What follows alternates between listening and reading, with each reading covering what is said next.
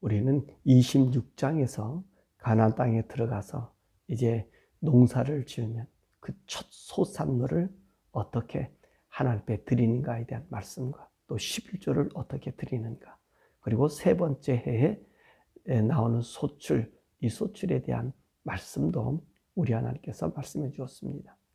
27장은 하나님께서 에발산에 돌비들을 만들어 세우고 그곳에 율법을 적어서 이스라엘 백성을 그리심산과 에발산에 세워가지고 축복과 저주를 하라고 이렇게 말씀하고 계시고 있습니다.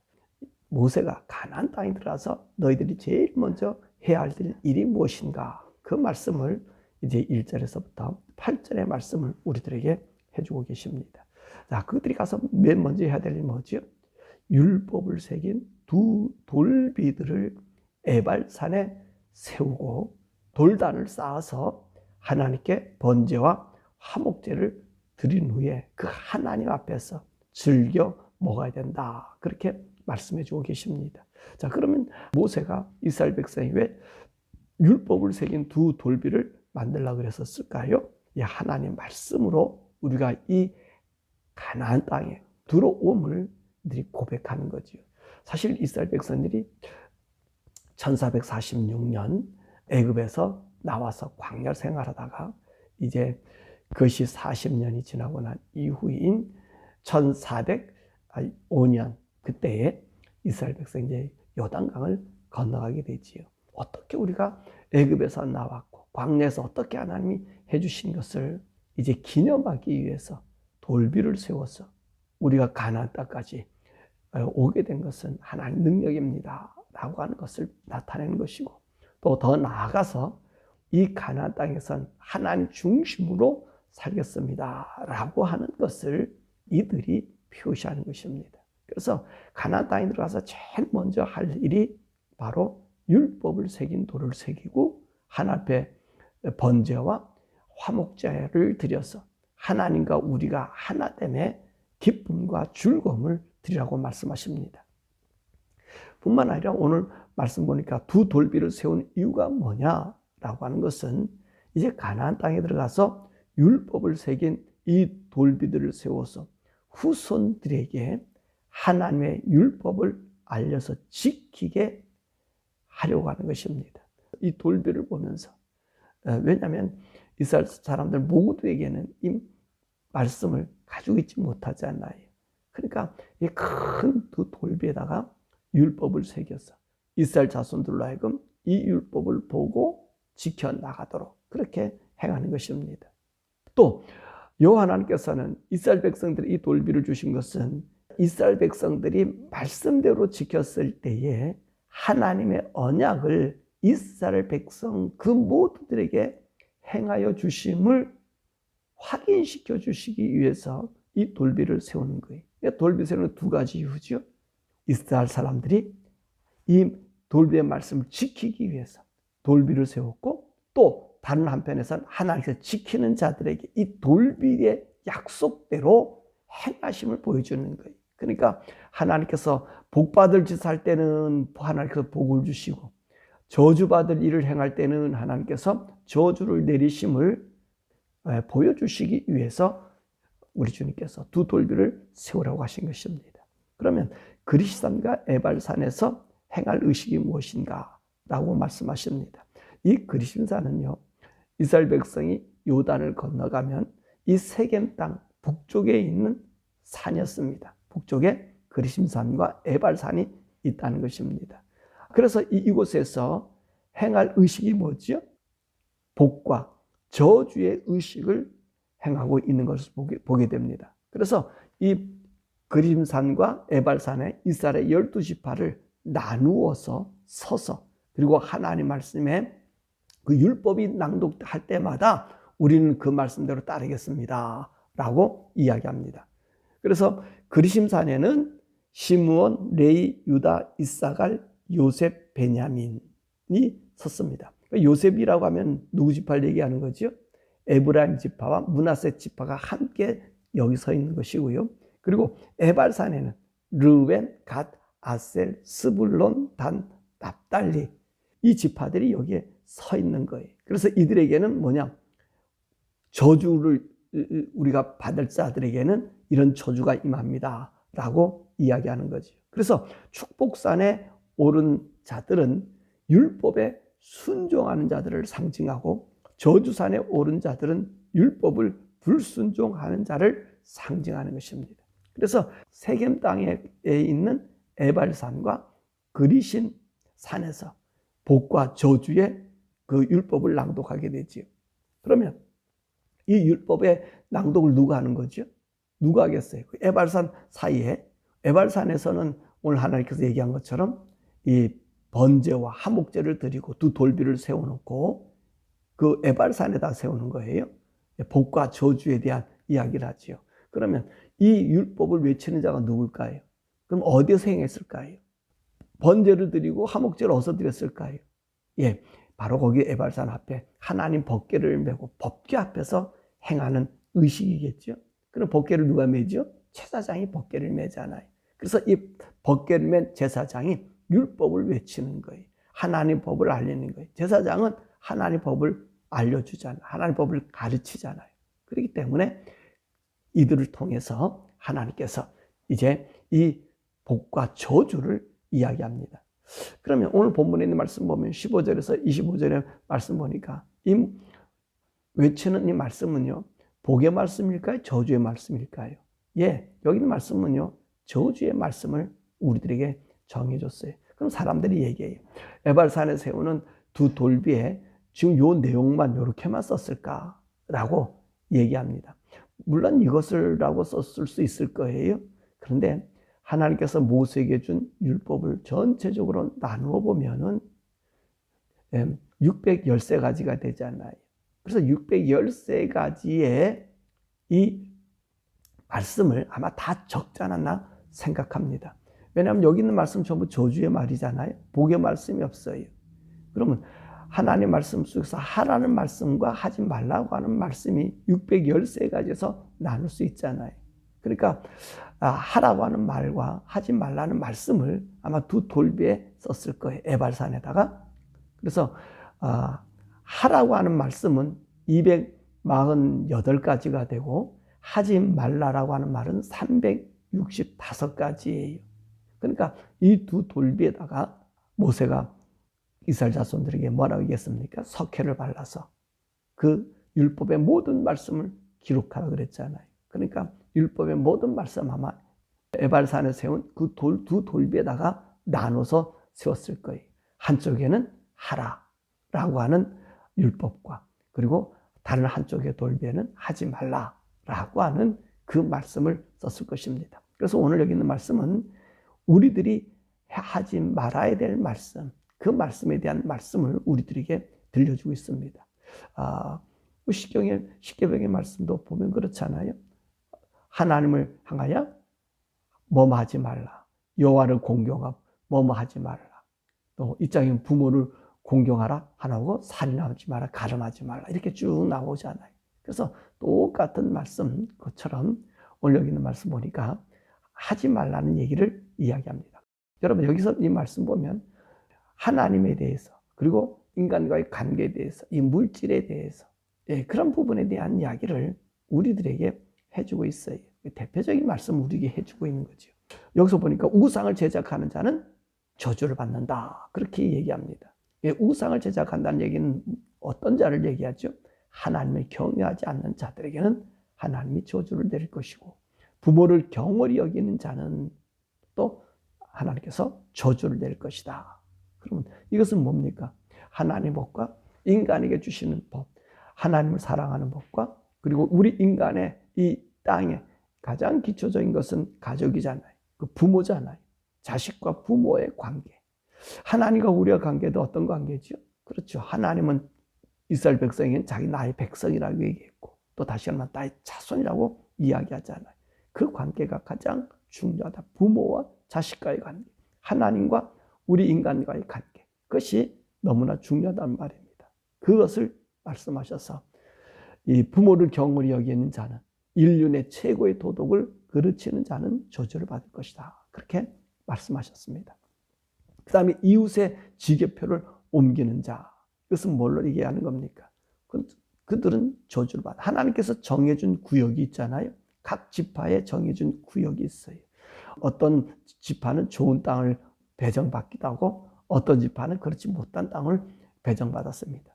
그래서 내게 준 땅의 구역이 좋은 땅이니까 다른 형제 땅이 나쁘다 이거예요. 그러니까 나쁜 형제 있는 땅의 사람들이 좋은 땅에 있는 형제를 침범해서 하나님이 정해준 땅을 침범하지 못하게 한 것입니다. 내게 준 몫을요, 내가 감당하며 사는 거예요. 그곳에서도 하나님 때를 따라 돕는 은혜를 주시거든요. 어떤 사람은 산간에 있는 땅, 또 광야 같은 땅을 얻는 사람들 지파도 있어요. 어떤 지파는 또 많은 넓은 땅을 관리해야 될 지파도 있고 조그만 땅을 관리하는 지파도 있어요. 내 땅이 좁다고 해서 다른 지파의 땅을 점령하면 안 되고요. 저 지파가 약하게 보인다 해서 그것을 삼켜도 되지 않는 거예요. 바로 주님 그런 얘기하는 거거든요. 이웃의 지게표를 옮기는 자, 내가 잘 산다고 해서 약한 자의 땅을 가져오면 안 돼요. 그래서 하나님께서 이 땅과 이것을 지키기 위해서 희년제도, 안식년제도 이런 제도를 행하잖아요. 왜 그래요? 그것을 그대로 돌려주고, 다시 말하면 우리의 물질에 대한 인간 삶의 청결함을 이야기하고 있고요. 그리고 소경으로 하여금 길을 잃게 하는 자는 저주받게 되고, 객이나 과부와 고아를 송사를 억울케 하는 자는 하나님께서 저주를 받게 한다. 그리고 이웃을 암살하는 자도 저주를 받게 한다. 잘 여기서 있는 말씀 보면 소경이나 과부나 고아나 이런 자들을 억울케 한다는 얘기는 뭐죠? 약한 자들을 돌보라는 이 재판장에 대한 이야기도 여기서 하고 있는 거예요. 재판하는 사람들은 어떻게 해야 된다? 그 관리들이잖아요. 최고의 관리들이잖아요. 그 사람들은 정직하라. 우리가 율법의 말씀 우리가 배워왔습니다만은 재판관들은 항상 공의로워야 된다는 거예요. 정직하고 공의롭게. 공의가 뭐죠? 차별이 없는 거예요. 잘 산다가 가난하다. 이걸 두면 안 돼요. 가난한 자가 죄를 졌는데 가난하니까 너가 죄 질 수밖에 없어 라고 편들면 안 된다는 거지. 그리고 부자라가 좀 잘못했다고 너는 있는 자가 잘못했으니 더 해. 그래도 안 된다는 거지. 누구에게나 부자는 부자가 잘못했으면 부자가 잘못한 만큼, 가난한 자가 가난한 자가 잘못한 만큼 재판장은 하나님 법에 서서 정직하게 다르라고 이야기하고 있는 것입니다. 그래서 억울케 하지 말라는 거예요. 부자라고 가난한 자라고 억울함이 없이 공평하게 행하라고 말씀하고 계십니다. 그 다음에 근친상간, 계무와 구합하는 자, 자매나 이복자매에 구합하는 자, 장모와 구합하는 자. 이게 다 뭐지요? 사실 이 가난한 그 족속들, 일반 그 신들의 그 가정 윤리는요, 아주 문란했어요. 그러니까 문란하니까 어머니도 없고 계모도 없고 서모 이런 부분들이 없고 이게 막 난잡해진단 말이에요. 그게 이방 풍속이거든요. 그 이방 풍속이 여기 들어오지 못하도록 여기 보니까 제일 많이 오늘 이야기하고 있습니다. 왜냐하면 가나안 땅에 가도 그런 풍습이 그런 부분들을 우리 하나님 제거하는 거예요. 이웃도 안 되지만 오늘 보니까 자기 근친상간을 하나님께서 금했어요. 이것은 멸망의 길이고 타락의 가장 근본이 되기 때문에 바로 이 일을 대한 이야기를 여기서 이야기해 주고 계십니다. 그리고 생명 사랑하기 위해서 이웃을 죽이는 자, 그 사람들은 저주를 받는다. 그러지요. 사람을 죽이는 자는 저주를 받아요. 그래서 하나님께서 사람을 죽이는 자는 반드시 그 사람의 생명을 찾게 만들었습니다. 또 무죄자를 죽이려고 뇌물을 받는 자, 안 된다 그러죠. 이 무죄자가 누구죠? 이게 재판관들이 얘기하는 거잖아요. 그러니까 우리에게 가장 가까운 이 법을 오늘 저주받는 얘기를 보면 하나님 사랑하는 것과 부모와 그리고 사회 정의를 이루는 것과 이제 근친상간, 하나님 앞에 질서를 지키게 하는 가장 이 질서가 무너져 버리면 안 되잖아요. 그 질서를 회복하는 이 말씀의 내용만을 이야기하고 있는 것입니다.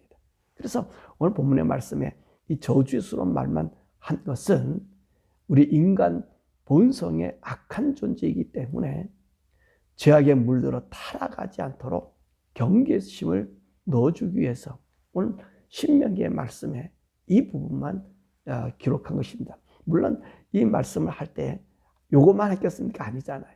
613가지의 말씀을 그들에게 다 낭독해 주어서 큰 돌배에다가 써서 그들로 하여금 제사장 이 사람들이 그 돌배에 쓴 말씀을 보면서 그들에게 교훈하지 않았겠습니까? 그러면서 그들은 그곳에서 하나님께 번제를 드리고 화목제물을 드리면서 함께 하나님과 즐기면서 하나님, 우리 이웃과 그리고 하나님과 이렇게 살겠습니다 라고 이야기했다는 것입니다. 그래서 오늘도 우리도 마찬가지, 이 세상에 우리가 살아가는 동안에 우리에게는 복과 저주가 항상 있는 거죠. 이 복과 저주가 어떻게 나타나죠? 그렇죠. 오늘 하나님 말씀을 따라 살았느냐 안 살았느냐 이스라엘 백성에게 이야기해 주잖아요. 근데 지금은 어떻습니까? 우리도 이런 윤리가 있고 도덕이 다 신약 성경에 있어요. 근데 지금은 누구의 지배를 받고 살아요? 이 마음의 이 돌비, 에발산에 있는 돌비가 우리 심령 가운데 있어요. 이 심령 가운데 이 돌비는요, 누가 우리를 알려줘요? 성령님이 알려주는 거예요. 그래서 예수님께서 성령을 따라 살아갈 때 진리 가운데, 의 가운데로 우리를 인도해 주시고 심판 가운데로 우리를 인도해 주신다는 얘기는 성령님이 우리 속에서 말씀하고 계신다는 거예요. 오늘 예수 믿는 우리들은요, 성령의 음성을 들으라는 얘기가 바로 거기 있어요. 그러니까 성령을 회방한다든지 성령의 음성을 듣지 않으면 우리는 어떻게 하죠? 금방 죄 가운데 빠져요. 그러니까 이스라엘 백성들에게 오늘 모세가 에발산에 가서 낭독하라 할 때 이 예시문이 뭡니까? 저주에 대한 얘기잖아요. 왜냐하면 우리 인간은 악하기 때문에 저주의 길로 간다는, 그래 저주에 대한 강한 인식의 이야기를 우리들에게 심어주는 거예요. 이렇게 악한 것을 하면 너희들은 반드시 저주를 받을 것이고 하나님 이 돌비에 새긴 말씀처럼 너희들에게 행할 것이다 라고 알려주잖아요. 그때 오늘 우리들의 심령, 신약 성도들인 오늘 우리들의 심령에는 오늘 이 돌비 대신 성령님을 중구해. 그래서 성령님이 우리 양심 속에서 우리 죄 가운데 있는 악을 우리 주님이 지적해줘요. 성령님만큼 더 확실하게 알려주는 분이 어디 있어요? 그래서 우리 주님께서 말씀하잖아요. 성령을 너희들에게 보내줄 것이다. 그래서 성령을 따라 살라는 거예요. 그리고 바울이 뭐라 그래요? 우리 하나님의 이 말씀을 어디다 새겼다고요? 우리 신비에 새겼다고 그래요. 신비. 하나님 말씀 봐. 우리 신비에 새겼다고. 우리 신비에 이 돌을 새겨서 이 죄악과 악과 그리고 하나님 등짐을 누가 알게 해줘요? 성령님이 비춰서 알게 해준다는 거예요. 그러니까 하나님을 모르는 사람들은 어떤 일이 생기집니까? 자기 양심과 본성대로 이방인처럼 살아가는 거예요. 예수 믿고 난 이후에 우리의 삶은 누가 우리에게 부르짖어줘요? 성령님이 불어주시는 거예요. 그래서 우리 주님께서 내가 성령을 보여준다는 거예요. 그러니까 그럼 너희들이 가는 길들을 그분이 인도해 주시고 그분이 지켜주시고 보호해 주신다고 말씀하고 계신 거지. 우리들은 항상 이 저주 가운데 있어요. 그런데 어떤 삶을 살아야 되죠? 주님의 성령을 따라 살면 그분이 우리를 지키시고 보호해 주세요. 우리 인생의 삶 속을 한번 뒤돌아보세요. 여러분들이 스스로 막 살겠다고 발버둥 쳐보세요. 그럼요, 못 살아요. 우린 죄 가운데 계속 빠져들어요. 이 물에서 수영하는 것과 똑같아요. 여러분 수영할 때 물을 저항해서 이기려면 어떻게 되죠? 몸에 힘을 주고 내가 발버둥 쳐야 되나요? 그럼 물에 가라앉아요. 여러분들이 물에 빠졌을 때요, 내 몸에 있는 모든 것을 다 그냥 릴렉스 시키세요. 그리고 머리를 물에다 이렇게 박아보세요. 그럼 몸이 붕 떠요. 그 수영 못하는 사람들은 어떡하지요? 그 원리를 이용하지 않고 자기가 살아오고 발버둥 칠수록 물에 가라앉아요. 이게 무슨 말씀이냐면 이 죄 가운데 사는 우리들이요, 성령을 따라서 그분께 의지하면 그분이 우리 길을 인도해줘요. 내가 못 이깁니다. 내 자신도 나를 못 이겨요. 내가 한번 내 자신 이겨본다 생각해 보세요. 수만 가지 악이 구상되고 수만 가지 악이 나를 사로잡아요. 근데 그분께 맡기세요. 그분이 맡기면 그분이 내가 생각지 않는 그 부분으로 그분이 나를 인도해 가요. 그래 묻고 살으라는 거예요. 그래서 우리 주님의 성령님 보내주시면 그분이 내가 말한 말을 생각나게 하고 진리 가운데 인도하고 의 가운데 인도하신다는 말씀을 우리가 경험하게 되는 거예요. 내가 이 말씀이 이렇게 있으니까 내가 이렇게 지켜 살겠다. 한번 해보세요. 결심 좋습니다. 금방 무너져요. 머리 두는 순간 잊어버리고요. 조금만 환경이 뭐가 오면 금방 잊어버려요. 근데 나는 성령님 나는 못합니다. 성령 날 인도해 주세요라고 하면요. 그분이요. 그 환경과 여건을 다 차단시켜요. 그분 의지하세요. 얼마나 편한지 모르고 얼마나 행복한지 몰라요. 근데 여러분들이 그를 잊어먹지 않고 인간의 나의 기준과 잣대를 가지고 자꾸만 판단하고 따라가려면 여러분 물에 빠져요. 그 함정에 빠져요. 한 번도 자유 못 느껴요. 그리고 죄도 이기지 못해요. 그렇지만 그분을 맡기고 한번 해보세요. 나보다 나를 더 사랑하시는 분이 주님이고요. 나보다 나에게를 더 잘 길을 비춰주시는 분이 주님이에요. 내가 정해서 걸어가는 길은 실수투성이고요. 만약에 거기서 성공하면요. 하나님이 없어요. 하나님을 이용한 나의 욕망의 표출이지 성령을 따라가면요. 자랑할 것도 없고요. 그분만 안에 있는 것에 항상 그래요. 아, 놀랍다. 하나님이 이렇게 하시네. 하나님 이렇게 인도하시네. 그거를 느낀다는 말이에요. 그래서 우리에게 자유함이 있다는 거예요. 진리할지 너가 진리가 너를 자유케 하라는 말이 바로 그거고요.